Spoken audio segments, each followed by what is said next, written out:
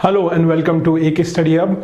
आज हम लोग देखने वाले हैं 6 सितंबर का हिंदू और उसी के साथ हम लोग करेंगे 6 सितंबर के हिंदू के कुछ वर्ड्स का डिस्कशन जो हमारे वोकैबुलरी में हमें काम में आने वाले हैं और हम लोग करेंगे कुछ पैसेज का रीडिंग। ओके, तो सबसे पहले हम लोग जाएंगे हमारे कोट फॉर द डे पे।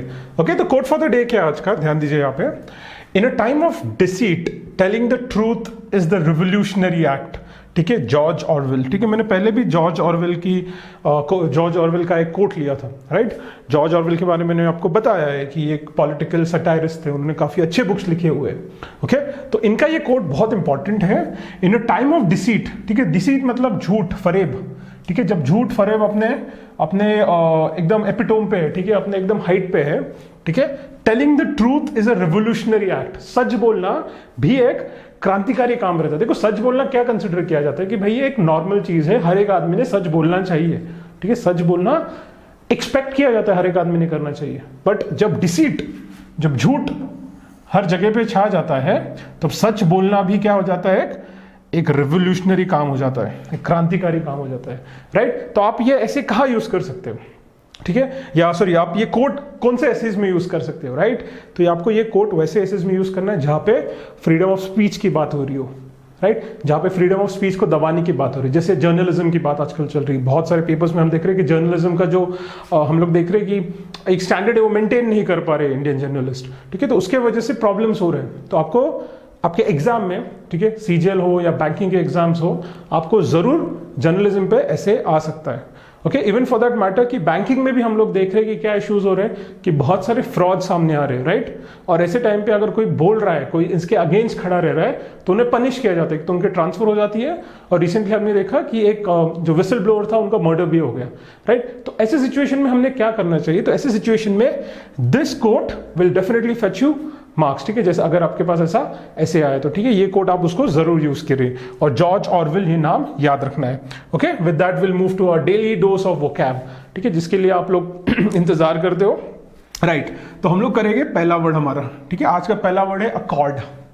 अकॉर्ड क्या होता है, समझिए इसको। अकॉर्ड होता क्या है, a written agreement between two states और सॉवरेन। ठीक है, दो स्टेट्स, ठीक है, या फिर सॉवरेन मतलब सॉवरेन कंट्री, जैसे जिनके पास अपने खुद के अधिकार है, वो सारे अपने जो लॉज हैं वो खुद ही बनाते हैं, किसी और का उन पे कोई दबाव नहीं है। जैसे इंडिया 1947 के पहले एक सॉवरेन कंट्री नहीं था, बट 1947 के बाद हम लोग देखते हैं इंडिया क्या हो गया, अगस्त 15 के बाद हम लोग एक सॉवरेन हो गए। ठीक है, हम हमारा खुद का पूरी तरीके से न्यायपालिका हमारे हाथ में है। ठीक है, पूरी तरीके से पार्लियामेंट अपने हाथ में, एग्जीक्यूशन अपने हाथ में, लेजिस्लेशन अपने हाथ में, राइट। तो हम लोग सॉवरेन है। तो ऐसे स्टेट्स, जैसे दो स्टेट्स के बीच में जो एक पैक्ट साइन होता है या एक रिटन एग्रीमेंट साइन होती है, राइट, या फिर दो सॉवरेन, दो बड़े बड़े देशों के बीच में, दो से भी ज्यादा भी हो सकते हैं। ठीक है, ऐसे देशों के बीच में जब एक पैक्ट, ठीक है, या ट्रीटी साइन होती है, जिसे रिटन एग्रीमेंट हम लोग कह सकते हैं, उसे हम लोग कहते हैं अकॉर्ड, राइट। तो अकॉर्ड हम लोग देखेंगे। नेक्स्ट देखेंगे हम लोग एम्फेसिस, एम्फसाइज। ठीक है, एम्फसाइज, एम्फसाइज का मतलब होता है to stress, single out as important. ठीक है, किसी एक चीज को आप स्ट्रेस कर रहे हो, ठीक है, उसके ऊपर आप ज्यादा दबाव डाल रहे हो क्योंकि वो इंपॉर्टेंट है, राइट। उसको साइड में करके आप उसके बारे में ज्यादा डिस्कस कर रहे हो या उसे स्ट्रेस कर रहे हो क्योंकि वो इंपॉर्टेंट है, राइट। तो हम लोग उसके सिनोनिम्स देखेंगे। एक्सेंट, एक्सेंटुएट, emphasize, punctuate या stress. Okay, the Prime Minister delivered the 15th August speech with special emphasis on rural development. कि पूरे स्पीच में उन्होंने बहुत अच्छा स्पीच डिलीवर किया है, बट उनके एम्फसाइज कौन से पॉइंट को उन्होंने सबसे ज्यादा डिस्कस किया था, तो रूरल डेवलपमेंट के, राइट। आप समझे इस पॉइंट को। नेक्स्ट देखो, अबाइड। अबाइड मतलब क्या होता है, टू पुट विथ समथिंग और समबडी अनप्लीजेंट। ठीक है, to bear, brook, digest, endure, put up, suffer, support, tolerate, बहुत सारे वर्ड्स हैं। इनका मतलब क्या होता है, देखो इस सिनोनिम्स को याद करो, bear, brook, digest, endure, put up, suffer. ठीक है, अबाइड मतलब होता है कि लेट्स से मैंने आपको बोला है you have to abide by the rules. आपके स्कूल में बोला जाता था you have to abide by the rules, मतलब आपको कुछ भी हो जाए वो रूल्स को फॉलो करना है। ठीक है, आपको वो रूल्स को बेयर करना है। ठीक है, आपको उस रूल्स के साथ you have to put up, you have, though you are suffering, you have to follow. ठीक है, जैसे क्लास में बात नहीं करने का है, बहुत इच्छा होती है कि क्लास में बात करनी है, बट अगर कर लो तो टीचर चिल्ला देती, राइट। और टीचर ये भी बोलती है you have to abide by the rules, आपको रूल से अबाइड करना है, राइट। तो अबाइड का मतलब होता है to put up with something और समबडी अनप्लीजेंट, ठीक है, आपको उनको वो फॉलो करना पड़ेगा, राइट। नेक्स्ट देखो प्रोटोगैनिस्ट, प्रोटोगैनिस्ट प्रोटोगैनिस्ट, ठीक है, प्रोटोगैनिस्ट भी, प्रोटोगैनिस्ट इज द करेक्ट प्रोनाउंसिएशन, प्रोटोगैनिस्ट, ठीक है। इसका मतलब क्या होता है, ऐसा व्यक्ति, ठीक है, जैसे हम मूवीज में देखते हैं ना, एक हीरो होता है एक विलन होता है, तो जो पॉजिटिव साइड दिखाता है, जो स्टोरी का हीरो होता है, ठीक है, या वो सिचुएशन का जो पॉजिटिव साइड दिखा रहा है, उसे हम लोग कहेंगे प्रोटोगनिस्ट, ठीक है। तो इसका हम एग्जाम्पल देखेंगे, इसका पहले तो हम डेफिनेशन देखेंगे, the principal character in a work of fiction, ठीक है। एक फिक्शन में, फिक्शन मतलब होती है ना जो कथाएं रहती है, उनमें जो प्रिंसिपल मेन कैरेक्टर होता है उसे हम लोग कहेंगे प्रोटैगनिस्ट, ओके, प्रोटैगनिस्ट भी उसे बोल सकते हैं। सिनोनिम देखेंगे एग्नोइस्ट, ठीक है, अग्नोइस्ट, ठीक है, तो इसे हम लोग कहेंगे सिनोनिम में आएंगे, राइट। नेक्स्ट देखो हिदरदो, हिदरदो, हिदरदो, ठीक है, इसका स्पेलिंग कैसा है, हिट हर टू, पर बोलते हो कैसे बोलोगे, हिदरदो, हिदरदो, ठीक है। तो हिदरदो एक एडजेक्टिव है और यहाँ पे हम लोग एडवर्ब है, सॉरी, और हम लोग देखेंगे इसका पहले तो definition, used in negative statements to describe a situation that has existed up to this point और up to the present time, ठीक है। जब हम लोग जैसे इसके सिनोनिम्स देख के फिर मैं आपको बताता हूँ इसका मतलब पूरी तरीके से, as yet, heretofore, so far, thus far, till now, until now, मतलब क्या कि एक ऐसी सिचुएशन जो एक नेगेटिव सिचुएशन जो अब तक चलती आ रही थी और अब के इसके बाद बदलाव आ रहा है, ठीक है, तो तब हम लोग करते हैं हिदरदो, ओके। तो हिदरदो कैसा आएगा, I was suffering a lot, okay, और फिर हम बोलेंगे हिदरदो और फिर आगे का सेंटेंस कंटिन्यू होगा, right. Next will move to our next words, okay. तो पहला वर्ड है सर्ज, सर्ज मतलब होता है राइस, इसके सिनोनिम्स देखो ग्रोथ या अपस्विंग, जैसे there is a sudden surge of Covid positive cases, मतलब सडनली कोविड पॉजिटिव केसेस बढ़ गए। Similarly resilient, resilient, okay, resilient मतलब होता है, ओके, रेजिलिएंट का मतलब होता है स्ट्रॉन्ग या टफ या हार्डी या हार्ड बेसिकली, ठीक है। Indian army is a resilient army, मतलब hard army, strong army, right. Stimulate, stimulate होता है एनकरेज करना या प्रॉम्प्ट करना, ओके, जैसे हमने देखा होगा रिस्पॉन्सिवनेस टू स्टिमुलाई, ठीक है। स्टिमुलस मतलब क्या होता है कि आप वो फील कर रहे हो, ठीक है, आपने कुछ दे दिया तो you can feel it, that is why we use the word stimulate, right. Next देखो सर्कमस्पेक्ट, सर्कमस्पेक्ट का मतलब होता है कॉशियस, केयरफुल या वेरी, ओके। केयरफुली आप जब काम करते हो then you use the word circumspect, ठीक है, सर्कमस्पेक्ट। नेक्स्ट देखो ब्रीच, ब्रीच हमने पहले भी देखा था, ब्रीच मतलब होता है कॉन्ट्रवेंशन, वायोलेशन या ब्रेकिंग, ठीक है। सिक्योरिटी ब्रीच हम लोग बोलते हैं, ठीक है, security breach was seen in the IT sector और इन द बैंकिंग सॉफ्टवेयर, हम लोग बोलते हैं last month a security breach was observed in the banking system and so amount of money was stolen, ठीक है, और so amount was stolen, right. इस तरीके हम सेंटेंसेस पढ़ते, तो ब्रीच मतलब होता है बेसिकली ब्रेकिंग या वायोलेशन या कॉन्ट्रवेंशन, ठीक है, टूटना किसी चीज को, सिक्योरिटी ब्रीच, ये से आप याद रखो। हेट्रोजीनियस, हेट्रोजीनियस मतलब होता है consisting of different kinds of people और थिंग, ठीक है, बहुत सारे अलग अलग चीजें मिलके वो बना है, जिसे हम लोग बोल सकते हैं डाइवर्स या असॉर्टेड, ठीक है। एक होता है इसका जो एंटोनिम है वो होगा होमोजीनियस, होमोजीनियस मतलब सब एक जैसा है, हेट्रोजीनियस मतलब अलग अलग चीजें और वो साथ में आई हुई है, राइट। तो हेट्रोजीनियस और होमोजीनियस का ये डिफरेंस है, राइट। जैसे Indian society is a heterogeneous society, मतलब अलग रंग के लोग, अलग रिलीजन के, अलग कास्ट के लोग, अलग सोसाइटी के लोग, अलग क्लासेस के लोग साथ में मिलकर रहते हैं, हेट्रोजीनियस, राइट। तो ये हेट्रोजीनियस का मतलब ये होगा। नेक्स्ट हम लोग देखेंगे हमारे इडियम्स एंड फ्रेजेस, तो will start with the daggers at daggers drawn. Dagger मतलब क्या होता है ना, जो छुरी होती है ना, छुरी जैसा एक होता है ना पूरी तरीके से छुरी है ना पूरी तरीके से नाइफ, अपना ये बोलते हैं स्वॉर्ड है, तलवार, ठीक है, बीच में कुछ तो रहता है, उसको डैगर कहते हैं। एट डैगर्स ड्रॉन मतलब दो लोगों के बीच जब बिटर एनिमी होती है, एनिमिटी होता है, मतलब झगड़ा होता है, दोनों दुश्मनी होती है, तो उसे हम लोग बोलेंगे एट डैगर्स ड्रॉन। ड्रॉन मतलब होता है निकालना, ड्रॉ नहीं करना, निकालना होता है, टू ड्रॉ समथिंग मतलब कुछ चीज बाहर निकालना, वो ड्रॉ अलग हो गया, ये ड्रॉ मतलब निकालना, जैसे डैगर ड्रॉ करना मतलब डैगर बाहर निकालना, राइट। नेक्स्ट देखो by leaps and bounds, by leaps and bounds, ठीक है, बाय लीप्स एंड बाउंड मतलब लंबी लंबी छलांगे लेके, तो at a rapid space, his business is growing by leaps and bounds, मतलब बहुत फास्ट उसका बिजनेस ग्रो हो रहा है।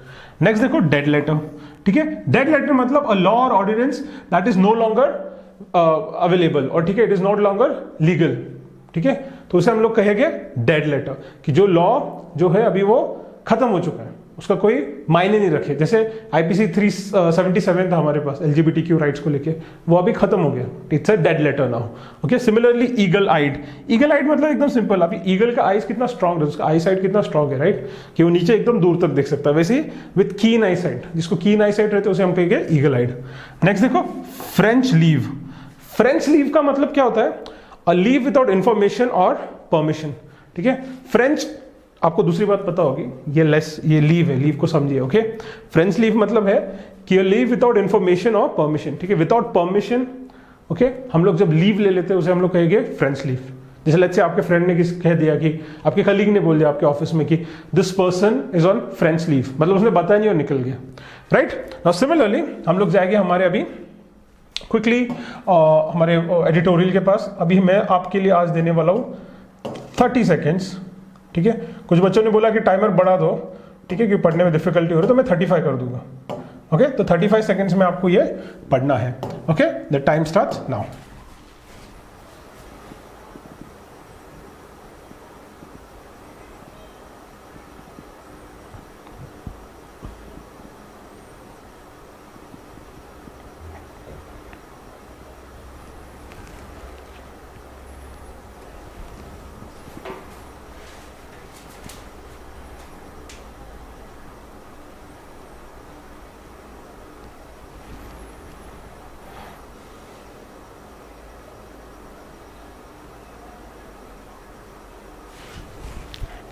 चलो टाइम से अब क्विकली पढ़ते हैं।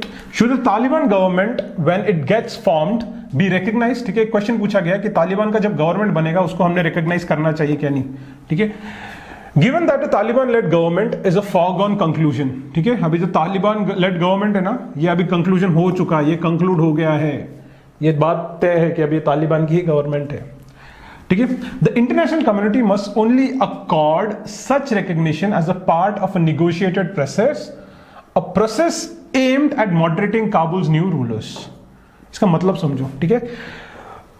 तो अब ये राइटर ये कह रहा है कि जो इंटरनेशनल कम्युनिटी है ना, ठीक है, उसने क्या करना चाहिए, ये जो रिकॉग्निशन है, किसको, तालिबान को जो रिकॉग्निशन देने का है ना, वो ऐसे अकॉर्ड से करना चाहिए, ओनली अकॉर्ड, ठीक है। क्या अकॉर्ड से करना चाहिए रिकॉग्निशन, ठीक है, कि काबुल के जो नए रूलर्स हैं उनको मॉडरेट करो। तालिबान बहुत ही ज्यादा एग्रेसिव और बहुत ज्यादा एक्टिव है, तो उनको मॉडरेट करने की जरूरत है। तो भाई राइटर ये कह रहा है कि जो इंटरनेशनल कम्युनिटी है, आप क्या करो, पहले तो एक अकॉर्ड कर लो, एक एग्रीमेंट कर लो तालिबान के साथ कि भाई तुम लोग अभी मॉडरेटली बिहेव करोगे, इधर उधर बॉम्ब नहीं डालोगे, इसका खून नहीं करोगे, ठीक है, और अच्छे से बिहेव करोगे, तभी हम लोग तुमको क्या करेंगे, विल गिव यू रिकॉग्निशन, हम आपको रिकॉग्नाइज करेंगे, right. UN security council resolution, ठीक है, यूएन का एक रेजोल्यूशन होता है। रेजोल्यूशन इज मतलब जब मीटिंग बैठती है और मीटिंग के एंड में क्या क्या हुआ था वो लिखते हैं एक पेपर में, उसे रेजोल्यूशन कहेंगे, ठीक है। तो यूएन काउंसिल का एक रेजोल्यूशन हुआ था, ठीक है, 2593, और जो जो डिसीजंस लिए गए थे ये मीटिंग में, जो भी लिखा गया था कि ये हम लोग करेंगे, ठीक है, उसमें क्या लिखा था, adopted at a meeting chaired by India. तो ये जो मीटिंग थी 2593, इसके अंदर चेयर कौन था, इंडिया भी था, ओके। एम्फसाइजिंग, तो इसमें क्या एम्फसाइज किया था, emphasising that Afghan soil should not be used for terror activities is a good beginning internationally, okay. तो अब क्या हो रहा है, इंटरनेशनल ग्राउंड्स पे क्या हो रहा है कि ये जो 2593 हुआ जिसमें इंडिया भी चेयर था, वहां पे एम्फसाइज किया गया है कि अफगान की सॉइल को किसी भी तरीके के टेरर एक्टिविटीज के लिए यूज नहीं करना चाहिए। The international community should eventually recognize a Taliban-led government in return for guarantees that the latter will abide by norms governing terrorism, human rights and among others। तो क्या कहा जा रहा है कि द इंटरनेशनल कम्युनिटी ने क्या करना चाहिए, इवेंचुअली मतलब उन्होंने थोड़े टाइम के बाद उन्होंने रिकॉग्नाइज करना ही चाहिए तालिबान को, बट क्या करना चाहिए, कब करना चाहिए कि भाई आप अबाइड, आप फॉलो करोगे, ठीक है, you have to abide by the rules, you have to follow the rules. और क्या नॉर्म्स रहेंगे कि आपको टेररिज्म नहीं होने देने का, आपको ह्यूमन राइट्स का ध्यान रखना है, और बाकी जो इंपॉर्टेंट राइट्स है वो, राइट। हाउएवर, अभी मैंने आपको बताया हाउएवर आ गया मतलब टोन चेंज होता है, ठीक है। अभी जो आपको ऊपर पॉजिटिविटी दिखेगा, यहां पे थोड़ा भी नेगेटिविटी आना चालू हो जाएगा। The question about engaging and eventually recognising the Taliban which has a terrible human rights record and has literally captured power in Afghanistan through sheer force has been widely debated for a moral perspective, ठीक है।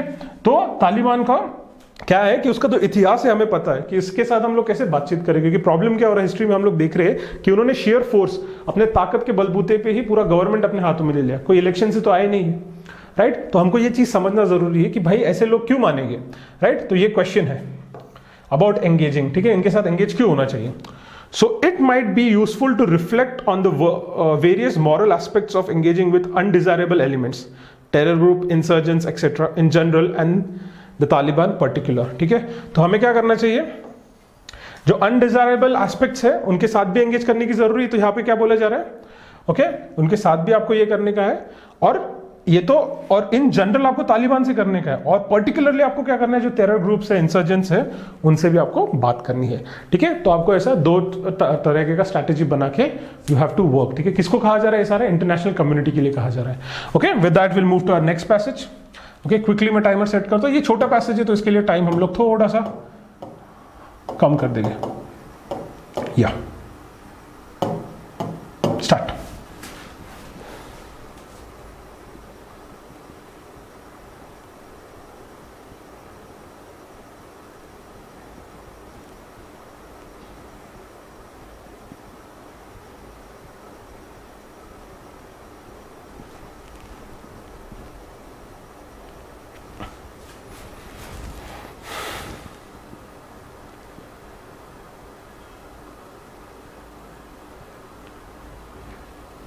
Okay, ध्यान दो, अभी ये क्यों डाला गया है, देखो इसके ऊपर का किसके बारे में बातचीत चल रही है ऊपर दिया नहीं गया, और आपको एग्जाम में ऐसे क्वेश्चंस मिलते हैं कि भाई बातचीत तो चल रही है पर किसके रिगार्डिंग ऊपर देते ही नहीं वो लोग, ठीक है। तो ऐसे अपने को अज्यूम करनी पड़ती थी, इसकी वजह से मैंने ऊपर का इसका डिलीट कर दिया। अभी पढ़ते हैं, व्हाइल इट इज अनडिनाइबल, ठीक है, अनडिनाइबल मतलब जिसको डिनाई नहीं किया जा सकता। While it is undeniable that these provisions have been one of the protagonist of Indian democracy success stories, these have also accumulated a far share of problems and call for immediate policy attention and debate, ठीक है। क्या कहा जा रहा है कि while it is undeniable that these, कुछ provisions थे, कौन से provisions पता नहीं, these provisions have been one of the protagonist, ठीक है, ये एक अच्छी तरीके से एक हीरो की तरह इन्होंने काम किया, ठीक है। कौन से, ये प्रोविजंस ने, of Indian democracy success story, ठीक है, इंडियन डेमोक्रेसी सक्सेस स्टोरी का अच्छे से इन्होंने हीरो की तरह काम किया। These have also accumulated a fair share of problems, ठीक है। इन्होंने क्या किया है, इनके साथ जो भी ये दीज है ना, जो भी ये प्रोविजन से पॉलिसीज थी, इसके साथ थोड़े प्रॉब्लम्स भी है। क्या प्रॉब्लम्स है, and call for immediate policy attention and debate. तो ये जो प्रोविजंस थे, कौन से पता नहीं हमें, ठीक है, उनका क्या है, इन्होंने अच्छी तरीके से इंडियन डेमोक्रेसी को सक्सेसफुल बनाने में मदद किया, एक हीरो का काम निभाया, बट इनके अंदर कुछ प्रॉब्लम्स भी, और उसके लिए हमें पॉलिसीज और डिबेट की जरूरत है, अटेंशन एंड डिबेट्स की जरूरत है। Now through reservations of seat in political and public institution of the state, it was thought that the hitherto मतलब इसके पहले का, ठीक है, हमने hitherto देखा था, अभी तक का, until इसके पहले का, hitherto marginalized groups which have suffered generations of oppression and the humiliation would finally be able to find place in the power sharing and decision making processes। क्या कहा गया था कि through reservation, किसके जरिए, reservation of seats in political and public institution, ठीक है, जो ये लोग थे हिदो, इसके पहले के जो मार्जिनलाइज्ड लोग थे, ठीक है, उन्होंने जो सप्रेशन या जो भी ऑपरेशन सहा है, ठीक है, जनरेशन से ऑपरेशन सहते आ रहे हैं, ठीक है, उनको भी क्या मिलेगा, they will find place in power, उनको भी पावर में अपना एक हिस्सा मिलेगा, राइट, किससे, रिजर्वेशन से। तो इससे हमें पता चलता है कि ऊपर का जो टॉपिक है, डिस्कसिंग अबाउट रिजर्वेशन, तो ये दीज प्रोविजन है, there are that reservation provisions, ठीक है, ये रिजर्वेशन की बात करते। तो इस तरीके से आपको कॉन्सेप्ट को समझने का, पैसेजेस को समझने का, और तभी आपको मदद होगी, राइट। नेक्स्ट हम लोग पढ़ लेंगे, however this strategy of removal of disabilities has not translated into an equalization of life chances for many groups in our heterogeneous society, but however, मैंने बोला however का नेगेटिव आता है, ये कहा जा रहा है कि जो स्ट्रैटेजीज बनाई गई है, रिजर्वेशन की स्ट्रैटेजीज और बाकी सारी, ठीक है, इन्होंने अभी तक रिमूवल किया, क्या, जो भी डिसेबिलिटीज अपने सोसाइटी के, उन्हें अभी तक खत्म नहीं किया, right, has not translated into equalisation of life chances, ठीक है। मतलब क्या हो गया, जो भी कास्टिज्म है बेसिकली वो खत्म नहीं कर पा रही है ये पॉलिसीज, ठीक है, ये जो डिसेबिलिटीज है, it is pointing towards the casteism in the society for many groups in the heterogeneous society. और यहाँ पे ये वर्ड किया गया हेट्रोजीनियस सोसाइटी, मतलब इंडियन सोसाइटी जिस तरीके से हेट्रोजीनियस है। Okay guys, so with this will stop here, ठीक है। आई होप आपको कुछ नई चीजें सीखने को मिली होगी, हम दोबारा कल मिलेंगे। Thank you so much.